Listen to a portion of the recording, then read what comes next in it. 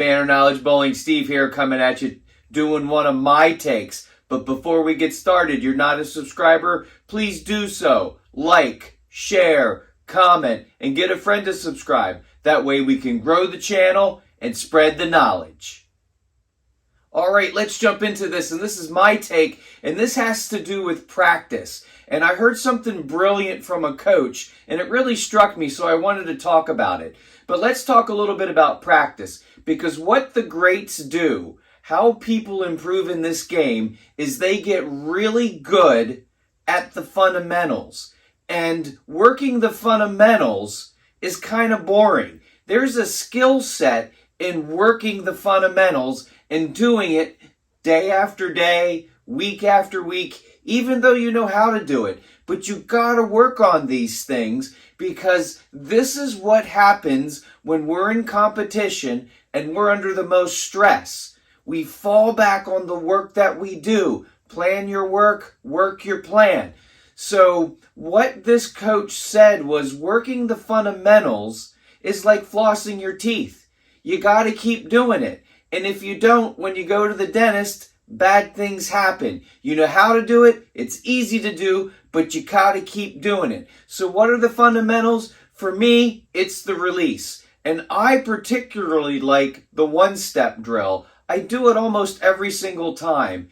And the point of the one-step drill is to learn the release and that good feel as you're letting go of the ball. You know, you should be coming up, through, and around. And when you do that one-step drill, don't add a lot of speed to the release. Just feel your hands coming up, through, and around. You know, your wrist should go this way. The elbow shouldn't move. We don't want to come around with the elbow coming around, but we want to come up. You know, we want to come through the ball, and we want to come around the ball. And I work on this every time, and I get that good feel. And when I come around, I feel like, can I come around more? And I feel like, can I come around less? And can I go in between that? So when I'm in a tournament situation and I need the ball to maybe skid a little bit more or pick up a little sooner, I feel like I can do that at any time. Another thing is to work on your footwork. You know, it's where you start, but most importantly, where do you finish? I've seen plenty of times where people said, you know, I made a 6-board move left and it's still not enough. They did make a 6-board move to the left, which is a full arrow, but they only slid 2 boards over from where they slid before. So we got to work on that foot pattern. You know, do we have that good crossover step? Do we have good tempo? You know, if we're changing the tempo of our steps, we're changing our timing. That can introduce other bad things. So we got to work on the footwork.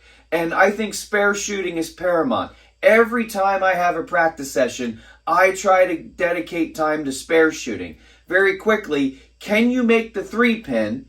And can you make it on the right side? Can you make it in the middle?